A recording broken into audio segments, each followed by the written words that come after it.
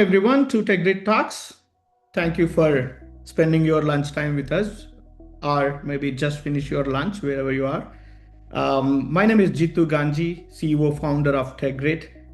For those who do not know us, we are an AI first product engineering company based off of Dallas, Texas. Have been helping in enterprise technology companies for last 25 years, regulated industries, financial, healthcare, and the government. In the TechGrid ground up 12 years back, we have been helping companies with the legacy modernization, support and maintenance, and the new product development. Today, we are talking about one of the consequential decisions enterprises are dealing with, that is legacy modernization. Is this the right time or not? Right? What is the right way to do it? Because they have seen the failures in the past. Now they are all thinking about it. Now we have Vinayak Joglekar with us, someone who lived this life. We have seen many scenarios and situations, what happened in the evolution of last 30, 40 years, how the overall industry transformed and evolved from the legacy to the modern, and what kind of a pitfalls were there and how they made it happen. In this case, welcome Vinayak. I would like to introduce yourself and give a little bit background about it. Thank you, Jitu. Thanks for having me on this TechGrit Talks. It is always wonderful to have to catch up with you and discuss professional topics. So a little bit about me. I'm a serial entrepreneur. I have had a number of successful exits. Currently, I am building something which is building smart contracts for product management. So that is the current startup that I'm working on. Smart contract that are trust agnostic, that build trust between teams that are now claiming to do something unbelievable given AI. How do you trust it? So you need something that is watertight, and you can rest assured that you're getting the outcomes because these smart contracts are triggered by tests. So that's the short introduction of what I'm. Cool. So we'll dive into the topics, and generally I love to start with the numbers. We'll start with the numbers that frames why it matters now, from the industry leaders. If you see that I have three different numbers here. One from the McKinsey, it's a 2025 number. 70% of Fortune 500 software companies, right, softwares are built 20 plus years ago and still runs today. We know that many major banks and healthcare systems still running on the legacy mainframes and COBOL programs, and so VBX and all others. And also, Gartner says in 2025 data, 70% of modernization initiatives fail to meet original business case goals. Those two are related. Why we are still living with that is because many of the initiatives fails there. And interestingly, 72% of strategy leaders say legacy operating models cannot support their growth goals.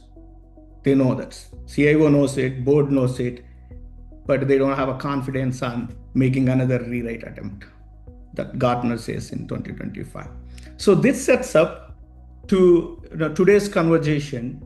How did we get here? Why is this overall emotion there and the dynamics, and what's changing now? Vinayak, would like to get your perspective on the evolution of this, and from there, we can go deep dive into the different paths here. So this is, as you said, that it's a issue that is prolific. So take the example of extended combat system that we have in the US, so where they are trying to replace around 200 logistics. This is the Air Force system. Logistics software support systems that they are trying to replace with a single one, with an ERP kind of system. They spent about $1.1 billion And after that, they realized that it's not possible to do it, and it would cost as much, and still they won't get there.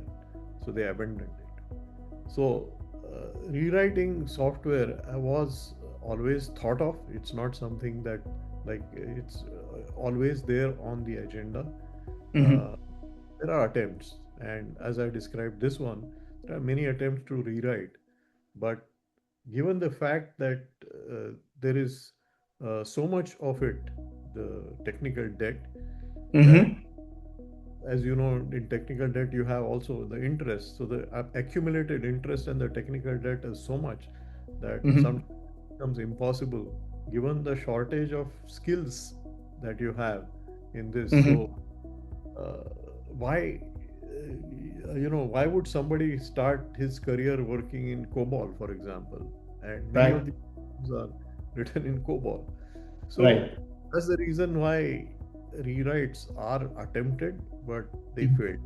Now, going to Right. the next level of evolution, people started questioning that, is it even worth trying to rewrite? Let's just maintain these systems by Mm-hmm.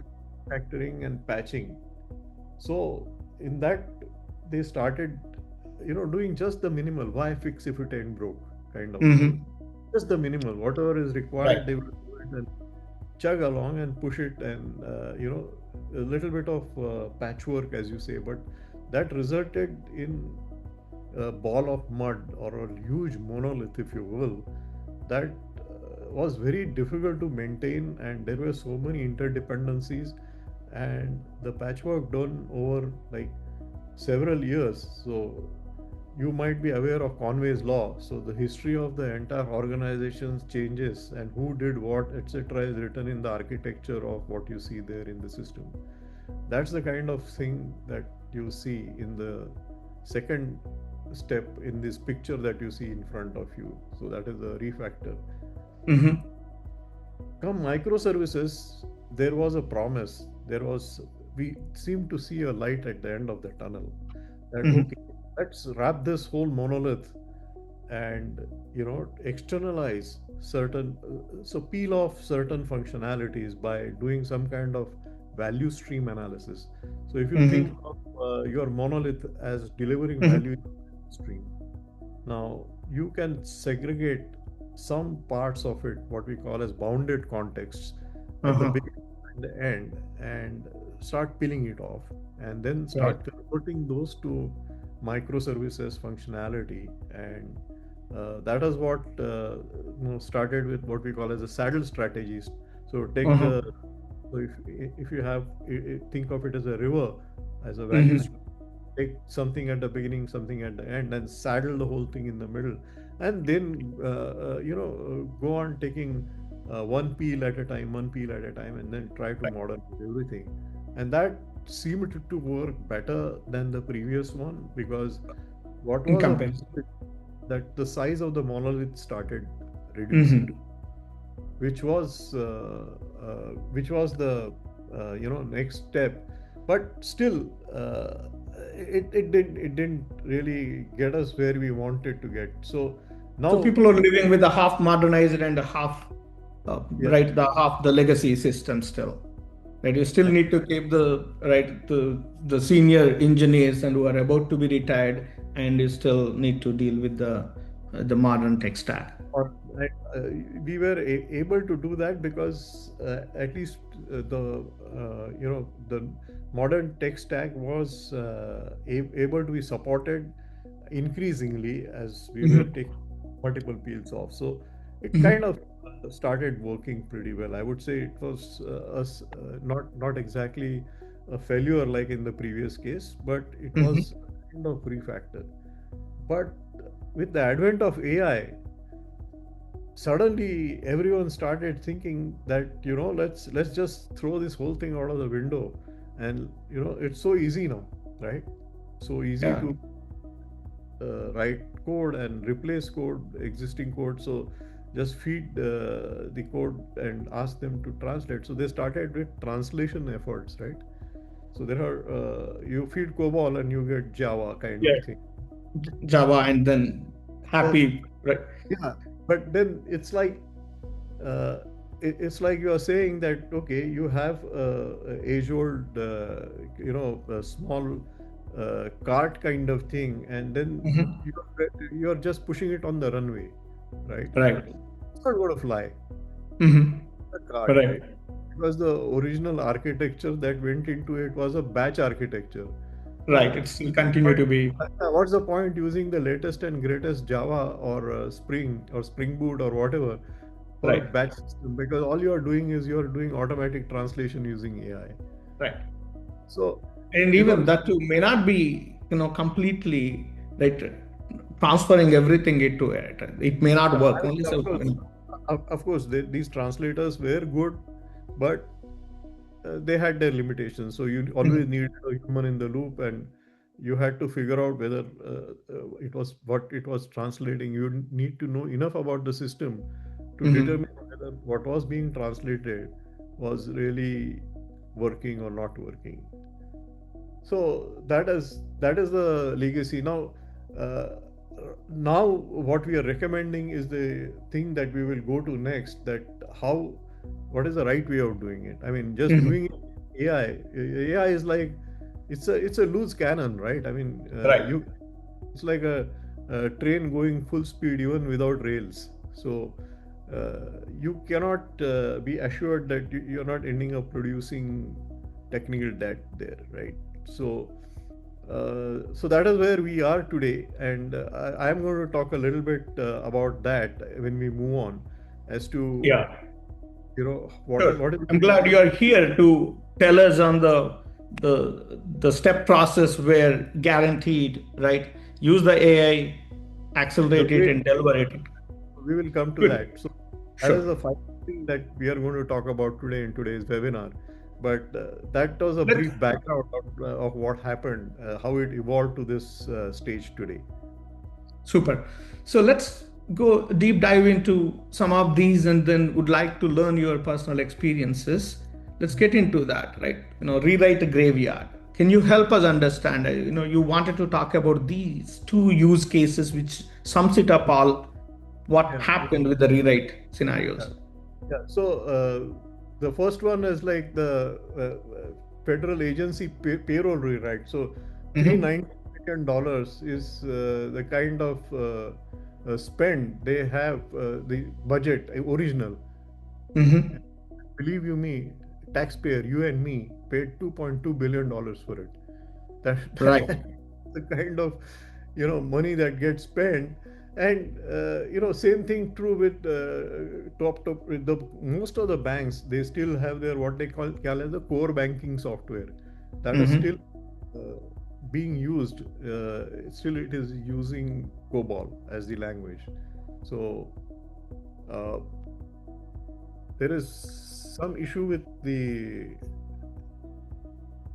uh, I'm unable to see right now the presentation. Slides presentation. Yeah. Let So me see that. Can I? What do you see now? So stop share and share yeah, again. now I'm able to see it. Okay, I'll quickly share that again. Is Okay, it so good? yeah, Okay, it is good, but I'm able to see two windows, one with you and the other with just. So I think that might be the case with everyone. I Uh, see. yeah, yeah. So the window for the presentation is uh, yeah, now it's looking good. Sure, let's go with it. Yeah. So, COBOL, right? I mean, I started my career in COBOL and I know how difficult it is. So, there is this thing, core banking systems. So, most of the core banking systems, they are like millions of lines. I mean, this is just an Mm-hmm. example, 1.5 million, but it's very, very common. It's not uncommon at all. And they have this thing called uh, parallel run, right? So when you rewrite, then in the rewrite you start running in parallel, wherein Mm-hmm. both when then you compare the output whether the new one is being is producing the same results as the old system, and at some point of time you'll decide to shut down the old system and start using the new system. Now they declare that there is a deadline. So it happened in the case of Swift. If you know Swift as a banking for Yes. international, Mm-hmm. they declared uh, 5 times they declared a deadline, right? And every Mm. time they postponed. Same thing Right. with the patent office here in Washington D.C. So the people who were not sure whether they're going to be there or not there tomorrow, come evening they would get a mail saying, no, your contract is extended by another 6 months because we are not going live. So it happened over 5 years. What might be the key things? What did they miss in these scenarios? I So personally lived some of those. Would like to hear from your experience one there. of the things is not just the technology, it's the human factor, right? Uh-huh. It's the take these examples like whether it is the Swift system or the patent office, where Mm-hmm. uh, there is so much of legacy inertia in the hierarchy or in the people who are working there, because Mm-hmm. they've been doing that for decades, right? Now, for Mm-hmm. them to unlearn something that they were doing and relearn something was not easy, right? I mean, Right. so you are replaced. So and there is always this fear that Right. You're replaced. what happens to me. So Right. so that also acts as a counter force, counteractive force here in this case, where in a parallel run you are like running a race against someone else who's supposed to be Mm-hmm. better, who's supposed to replace you, right? Right. And your job is to convince that he's not yet winning the race, right? So the Right. race goes on and on and on because people they always find out faults with Right. what is happening in the parallelly run system. And I can give you a number of examples. It's the Yeah. same thing So. with Fidelity, where Mm-hmm. they're trying to replace their system. They have this brokerage and custodial system. They're trying to replace it, the batch system, with new one. They're ready with it, but there's a human angle there that you know there are issues. So compliance and other issues are not letting that go through. Right. So these are real, it doesn't mean that you can't rewrite, but it's a practical problems and all. Then, leaders settle down to refactor approach. I believe, why fix it when you ain't broke, right? So just maintain the existing systems, keep the lights on, and go from there. Would like to hear your thoughts on this one. Yeah, so there, you know, it is possible to do it because there is no resistance. So Mm-hmm. status quo is what is liked by the organization and the people. So Mm-hmm. they say that okay, fix just this one. Why Mm-hmm. why rewrite, right? Why throw the whole thing? It is still useful. Let's patch it. Now uh, they say that okay, we'll do this patch as a temporary workaround, and when we rewrite it next time when we do it, we will completely get rid of this particular workaround. Then instead of getting rid of that workaround, they make another workaround around that workaround Mm-hmm. because it's not working the way it's supposed to work. So you have a bypass of a bypass kind of situation. And then what happens is the amount of money that you're spending on maintenance. One thing is because it's not easy to find people Right. who working in COBOL and other legacy systems, it becomes Right. very expensive. And Right. this technical debt, the interest, like if you see the original money spent on building these systems, is way way below what it is costing to maintain them. So it is like the interest is more than the principal kind of situation is happening, and nobody is ready to work in COBOL, right? I mean, it's very hard to hire people in some of these older languages or older systems, and also even the hardware is not available Right. because people don't use those mainframe systems anymore. Everything has moved to the cloud. So everything is becoming an issue there. But there is no way. It's like a situation that people can't get out of it. Whether it is Delta or Walmart, I can go on with multiple Yeah. examples. Stuck with this ball of mud. Right. left holding it. They they can't drop it. Would like to ask our audience, how many of you have a system where you have only two or three people are really maintaining these applications, have all the core logic in their minds? Please drop your answers number in that chat. Would like to hear from you. With that, I would like to take it to the next one in the evaluation. So would Yeah. like to, again, I know we touched upon this a little bit. Do you have anything more to talk about it, Vinayak? Yeah, so microservices, why it revolutionized what the way the architecture Mhm. is vertical slices, right? So previously we used to have like a layered cake, wherein you have front end, middleware, back end kind of layer, right? So instead of that, you now have the entire functionality end to end sitting in a microservice. So it is possible to modernize a slice which is vertical, right? Right. Earlier on, it was like there were too many dependencies, so you end up stepping on each other's toes because if you modernize the back end, everything in front end gets impacted, right? Or Right. if you modernize middleware, everything in front end and back end gets impacted. Right. So it was so difficult to modernize one layer at a time because the layer was all it was all encompassing, right? It had multiple touch points. Now, with a vertical slice, the number of touch points or number of dependencies is reduced. So you can do some kind of analysis. So we use a technique. That technique is called event storming. So Alberto Brandolini is the name of the person who's the proponent of this. We use that technique to segregate those dotted lines. So if you take a monolith and then you draw Mm-hmm. dotted lines on the monolith to segregate what are the possible ways in which this can be sliced. So this Uh-huh. technique Right.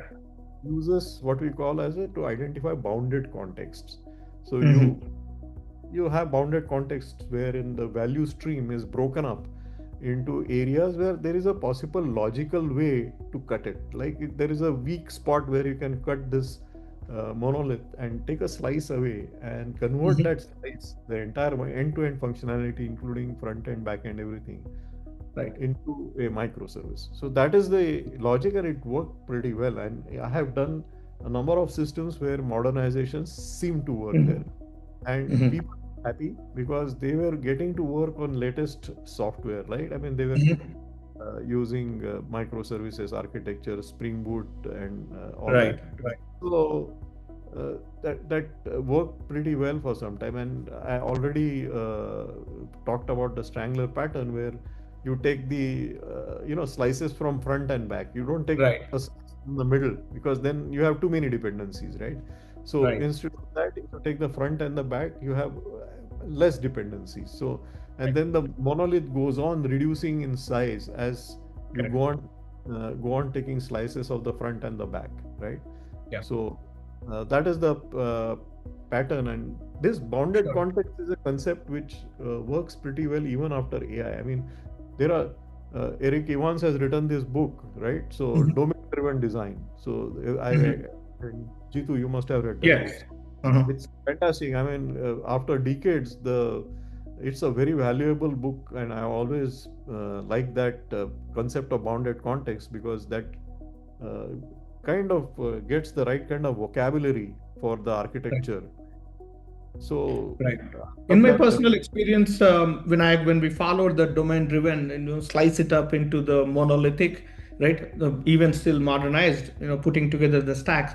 But one thing is, we were still living with the mainframes application that was never modernized fully because of that a single field change. It used to take 3 months to 6 months also in cases because you have a complex integrations with that. All the systems will be impacted even though you have a modernized the front end back end layers. Some of the things of course modernized, but remaining is so go to the market is taking a longer time when you have to deal with the different systems. You have a half modernized and the half legacy. So that's my personal experience in few cases That's there. true. I mean, I also had the same experience that you have uh, kind of car with one wheel is dragging all other wheels, right? Right. So you have microservices which are running full speed, and then Right. you have one wheel in the car which is not moving at all.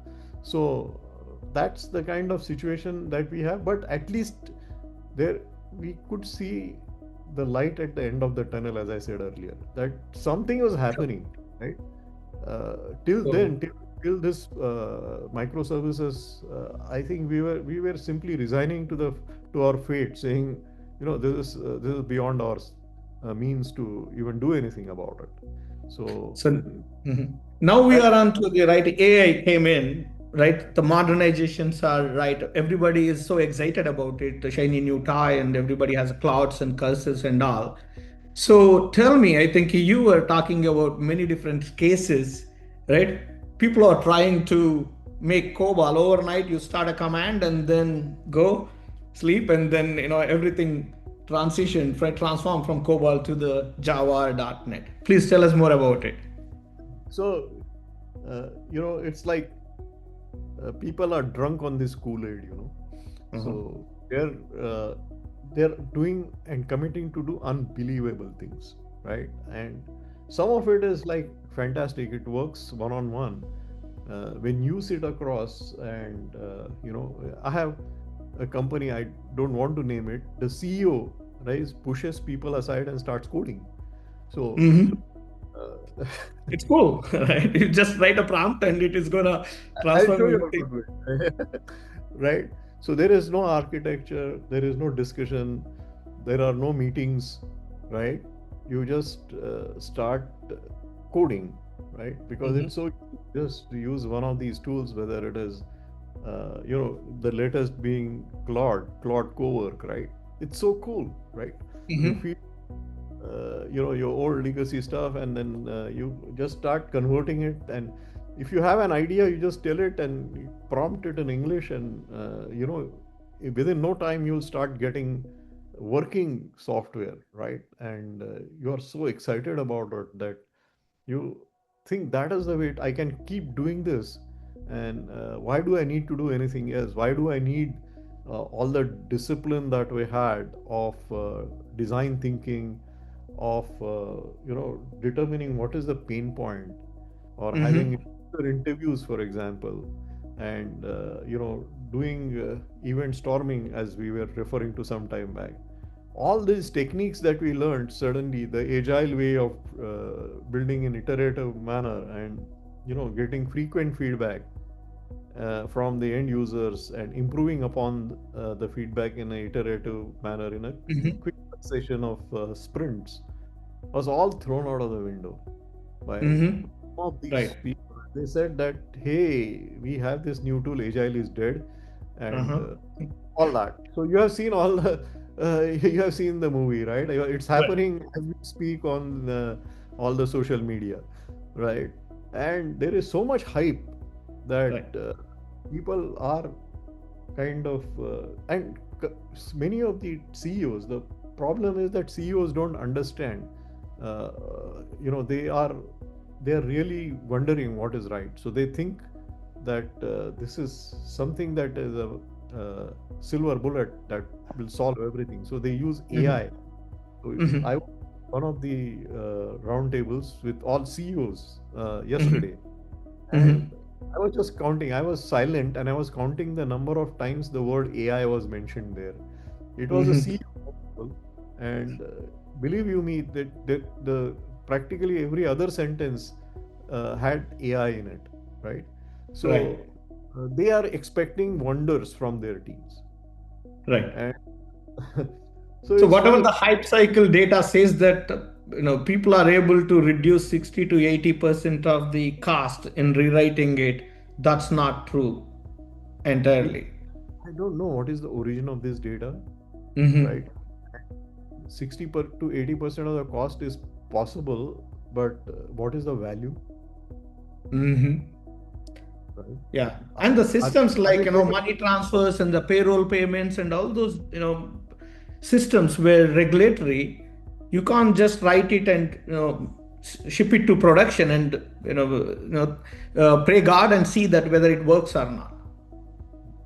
I don't think people are even attempting. What the hype cycle that they have is like, uh, you know, uh, I have what I have seen, that 60 to Okay. 80% is basically you have 100 people working on this project. Okay, fire. Mm-hmm. Okay, get done with 60. Now that you have AI, right? Now, when you have only half the people, then what happens is AI is, and you put AI to use. Uh, what happens there is thoughtless implementation of AI to write to reduce the cost to half, right? It is thoughtless, Yeah. and the cost is reduced, and that Then, the report goes to the board saying that we reduced, but then what is the value that you're getting is never. So what is the outcome? yeah. So you are having, you are, in fact, if you had implemented it with thought, which I'll come to later, you could have done much better, and you could have derived a, value that you don't, you're not seeing the real promise of AI. What you are doing is you are getting your same old wine at half the price. So this is a good segue, Vinayak. The whole purpose of this webinar is to talk about what's the right way to do it. This is all, the background and what's happening, the reality. We set the tone for that. Let's talk about what's the right way. Yeah, so I'm a mechanical engineer. So I'll tell you what used to happen in mechanical engineering before automation, before we had machine tools. We had craftsmen who used to manufacture parts using their own hands. And Mm-hmm. craftsmen were very revered and they were highly paid. Same thing was true about people who were writing software. They were Mm-hmm. doing it with their own hands, right? And that's why they were highly paid and revered, because they were very good at that craft of writing good quality code, self-documenting quality code, Mm-hmm. right? That's where we were in 2023. Come AI, now what has happened is it's like what happened with machine tools, right? Now the craft hasn't remained craft, right? It has become Mm-hmm. so we have come of age. What happened to craftsmen become engineers in the case of mechanical engineering. Same thing is here. The software coders, we used to call them programmers or whatever, Mm-hmm. Mm-hmm. have to believe like engineers, right? So we have come of age as a discipline that software has become software engineering truly. Now that the mundane task of writing code is taken care of by automation, so which is a good thing that has happened, and we have to start thinking like designers, engineers, architects. How many of us really follow the design patterns? How many of So I have gone to number of conferences and asked the question, how many people really do test driven development? Mm-hmm. Development is a mandatory thing for continuous delivery and quality, right? Without that, Right. you. So, how many hands go up? Out of 100 people in the room, only two or three people raise their hands. So, Mm. development is just talked about. We don't really practice it. So, there are Correct. so many things that we should be doing using AI that we can start Mm-hmm. now as Right. engineers, as Right. people who are, who have the ability to Mm-hmm. scale the value that we are getting out of it, right? So Right. that's exactly what we need to do here. So don't don't just start using this speedy kind of high power engine and run your old cart using that. You need a runway, and you need to have a good aircraft with proper fuselage and everything designed to make use of this power that you have at your disposal. Then it will take off, so Right. taking this simile to the next level, what we do is, the design using AI. So the first thing is take the monolith or whatever old legacy software you have and understand it in English. Mm-hmm. So paraphrase everything. So you don't. There has to be a human in the loop, because you need to understand the what the old legacy system was doing, and let's get it translated in proper English, and let's run it by the stakeholders. That this is Mm-hmm. what you really want this. I mean, there's no Mm-hmm. point blindly translating it, right? So Right. this old system doing what you really want, and you will realize that 70% of features that are there are not really needed. Correct. They are obsolete. I mean, they had something in their mind when they were built, God knows, 20 years or 40 years ago. So you can Right. use those features. That is the first thing that you will do, and then you will have a properly documented, what we can call as backlog with, you know, Mhm. we So in start the using. step one, you don't generate any code at all, is it? It's Don't even just think a clean. don't even think about it. Then step one, you are just understanding the legacy system and trying to get the reverse engineer the requirements from what is there. And then step two would be, you remove the requirements and generate what we can call as a modern way of Mhm. designing a product playbook, in which you will have who are the people who are using it, or the personas, what are their pain points, and all that captured there. And what do event storming exercise, do the bounded context, do the value stream mapping, and Mhm. do a proper architecture with the. Now AI is able to help you there. So what used to take months, today within days AI can Yes, you help can you do it. product playbook with proper architectural design, with proper thought process, and Mhm. user personas. And we have user personas that come alive in meetings and they speak to people. So Mhm. number of ways in which these things can generate conversations and shape the decisions you are making, with AI participating in these meetings, whether in the form Mhm. of personas or experts in specific areas. Like, we had an expert the other day attending a meeting. He was an expert in a 340B. 340B is one of the systems in healthcare for patient care. So take those inputs from AI to Mhm. redesign. Mhm. Okay, So you're still keeping the human in the loop, subject matter, but you're accelerating the whole reverse engineering with you are the AI you help. are the human in the loop is in the loop. The rest of the things in the loop are AI generated bots or agents. So it's a Mhm. multi-agent agentic flow that we have. And Mhm. on talking and demonstrating this, because that is what we build, that is very close to my heart. But in Right. the interest of time, just I would say that it is possible to, in a very very quick accelerated manner, start doing what we were not doing. For example, test driven development. So Mhm. writing cases and creating test data has become so easy. How Right. many times I have seen people using production data as test data because they didn't have Mhm. proper test data and they didn't know what was test data like that could satisfy all conditions and test everything. But now it is possible with the help of AI to create that test data. So make use of that, create test data, create test cases, and then you are ready to even think about going to the next level. But before that, decompose your requirements to a level of Mhm. granularity where the user story can be delivered in 3 days or less. Now, don't Right. ask me what. I have come to this as an empirical rule that anything that takes longer than 3 days needs to be decomposed. Mhm. AI is able to do a fantastic job of it. So, Right. if you give a user story to AI and say, okay, this is taking too long, let me decompose it and make it smaller. So, then what happens is this is where it lends itself very well to do AI and do code generation using AI because it's small enough, right?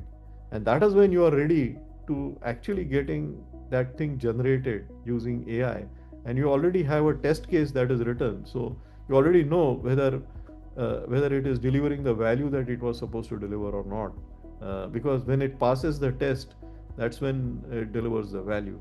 And we go one step further and we have smart contracts with people, because if you are saying something that is unbelievable, let me trust you by having a smart contract.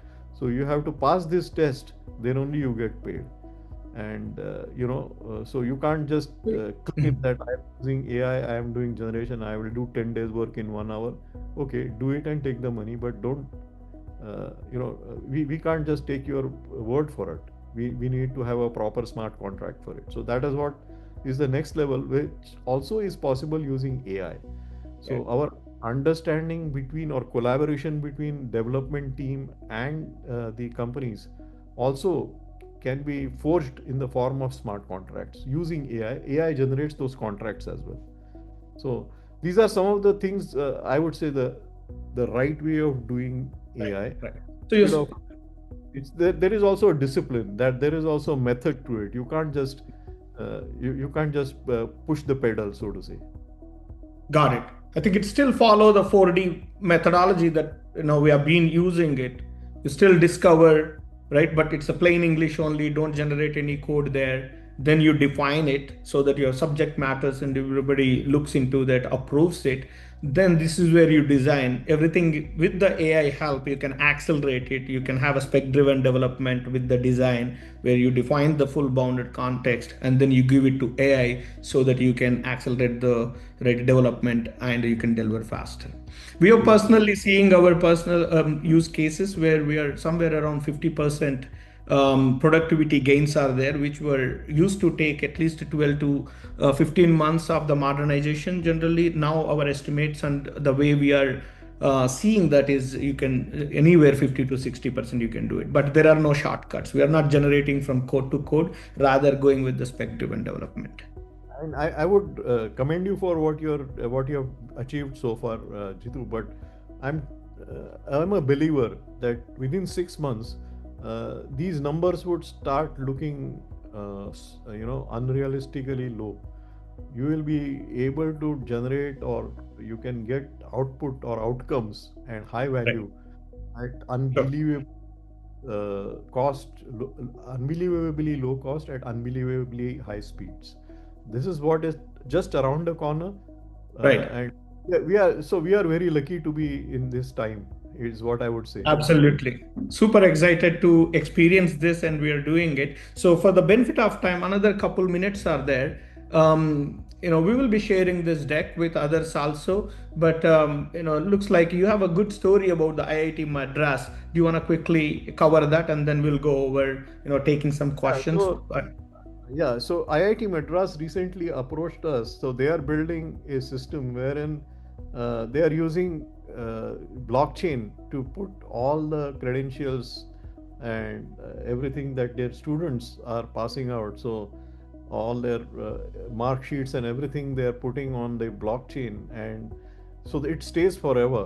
So the idea there is that you submit your credentials so many times. Every time you change a job, right, there is a Mhm. background verification, and then you have to change. So if you put it on the blockchain once, right, that is done once and done, right? You don't have to do it every time. So even companies would find it easier. So they have a project called SciStar, and Mhm. they are using our system ResumeX. Mhm. Currently, we have collaborated. We have signed an MOU, and the results that they are seeing, they're so super excited about it that now they are saying that they would, for every funded project at IIT Madras, they would be Mhm. using the ResumeX playbook, the product playbook. So we are equally excited about this, and we are getting more customers to use it. So we'll share the story. We'll keep tuned. We'll stay tuned and tell you more about it. Super. For our audience, I know we covered a lot of ground. We listened through Vinayak's personal stories about how the evolution happened, why the failures are happening, what's the right way to do it, methodology. It's just reminding people that there are no shortcuts to getting it done. But AI would help us to get the things done faster. Now it's reversing the risk of rewriting it. You don't need to continue keeping the lights on and block your growth there. With that, would like to quickly give you guys a framework. Monday morning when you go to market, you go to office. I want you to take a screenshot of this and then apply this framework for you. It's a 5-step process. You just need to assess. It's not about keeping the lights on if you are not doing anything. That's what it is. But there is a maintenance, there is outages, lost productivity, and all those. And I've seen the cases. People, anywhere from 3x to 5x undercut. What's the what they are living with. So just do the assessment and do the audit. Who understand this system, how many people are about to be retired, or is enough documentation is there or not, if what happens if they leave, and then evaluate it. Is it refactoring is still viable in the days, or is it the time to go rewrite with the help of AI responsibly, and then follow the right way approach about the scope it, right? Plain English to the define and the design and the delivery. So, and don't pick up the big bang here. You just need to take a pilot and prove it, give the boundary context, and then invest that into the big picture of it. So this is what the framework. I hope you capture that, and we will be sending this in the follow-up emails too. Then from here, I'd like to say that there are two paths forward from here. Run it yourself, the framework that I gave you. Assess your legacy systems. It's about the time. Identify the highest impact candidates and run the methodology internally, or bring us in. We will do the free legacy modernization assessment for you, and we will help you run the pilot, and with the clear ROI, no obligation, just clarity purposes. We would be able to make sure that you are doing it right. Reach us out, and meanwhile, let's take a couple of questions. We are on top of the hour. There are one question here. I can, relevant one, remaining one, we will take it offline. Um, so what if we do not have anyone who understands the legacy system? So Vinayak, you wanna order that if nobody is there to Yeah, understand the yeah, legacy? Is it yeah, yeah. And it is just what if is not needed, because most of the legacy systems, people who wrote that and the reason why it was written is unknown to us.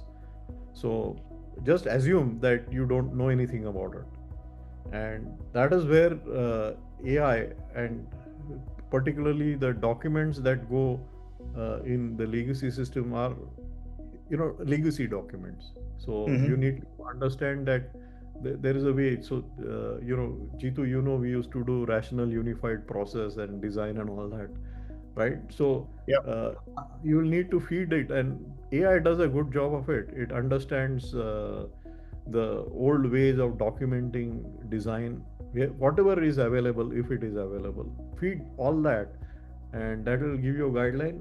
So I have been super excited about this because the other day I took a 110-page document which was about the law that is running a settlement, right? And that the Mhm. legacy system was running dispute resolution using that settlement, which was a 110-page document, right? I gave it to Right. Claude, right? Claude Cowork, and I asked it to Mhm. confirm, like, okay, tell me what this system is actually doing, because I know that it is supposed to comply with this settlement.